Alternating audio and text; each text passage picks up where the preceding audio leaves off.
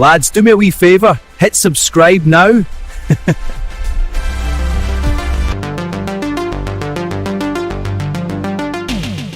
Jake C. Young directs and stars in Soul's Chapel. And this is a low-budget horror western steampunk movie. Okay, so this is a film which has a kind of ambiguous time period. To me, it looks like it's taking place in a kind of post-apocalyptic world that's kind of steampunk and Old West themed. I guess, and we'll come on to it again, but I guess it might be taking place in the Old West, but I don't think so. Or it could be like some sort of alien world where this is just the kind of what it's all about. Anyway, what's the story? Well, it focuses on this drifter who, in the search for gold, comes across this kind of mysterious robed figure who charges him with retrieving like an artifact and pays him some gold. But this guy, this robed figure, might be a kind of some type of supernatural entity.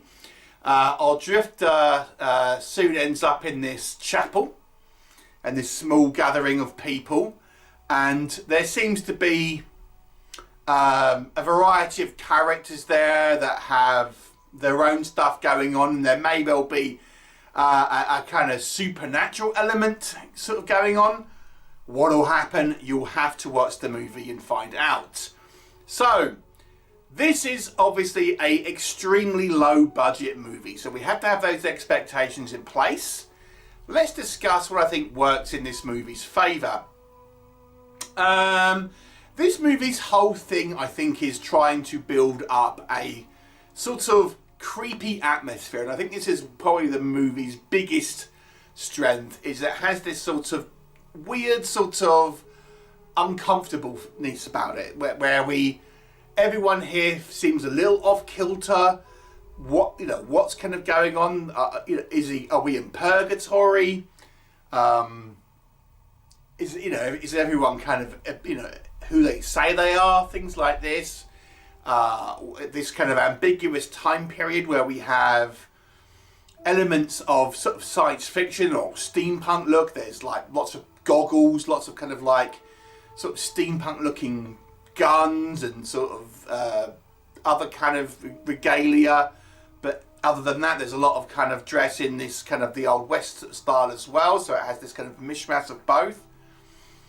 And it has this sort of, that sort of, it's not really playing its cards, so to speak, to tell the audience about what's kind of going on, who these people are, what their deal is. So it has this sort of uncomfortableness about it that brings out this kind of this spooky atmosphere where you think, okay, there's clearly something going on here. There's clearly some type of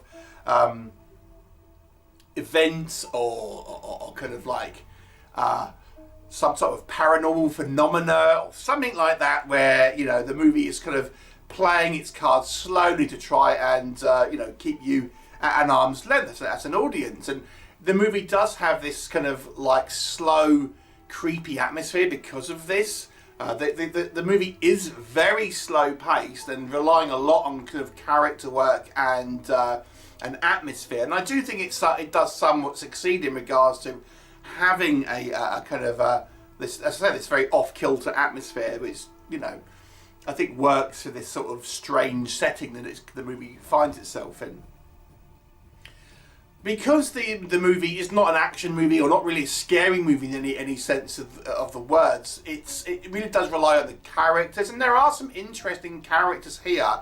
We're introduced to kind of like a handful of people, and they're all kind of quite quirky and interesting in their kind of own right, which makes them kind of quite intriguing in many respects, whilst our kind of drifter is played more like a kind of like Clint Eastwood kind of archetype, juxtaposed to all these kind of strange sort of odd people. So again, I kind of found that a little interesting. There's some sort of creature type effects as we kind of head towards the end of the movie. It's an interesting idea, and there's some kind of like more horror elements that are kind of more apparent towards the end, but it always has this air of like eeriness to it through the movie. However, let's talk about what doesn't work. Okay, so again, this is an extremely low budget movies, and unless you are an aficionado of low budget movies, this is not going to be for you. It's such a low budget look to this movie. You would have to be an ardent B-movie fan to really get anything from this, because I feel there's some low budget movies where I think mainstream audiences can still get a lot out of it, or at least something out of it. This one, to me, it's just too low budget to really, I think, have any genuine kind of crossover appeal.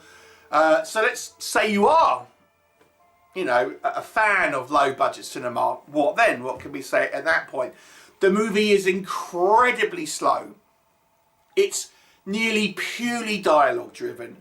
And I have to be honest with you, I found this movie's plot incredibly convoluted.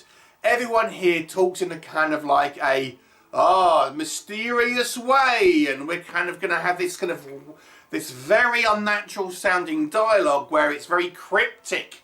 And you know, it's not really telling you. They're speaking, but not really telling you anything, because everyone here is, as I say, trying to be super cryptic. The movie's deliberately kind of trying to keep you at an arm's length about what the actual deal with is with this kind of chapel and the surrounding areas. Apparently, it's based on or inspired by some kind of haunted chapel in Kentucky. But again, this also the fact that we have this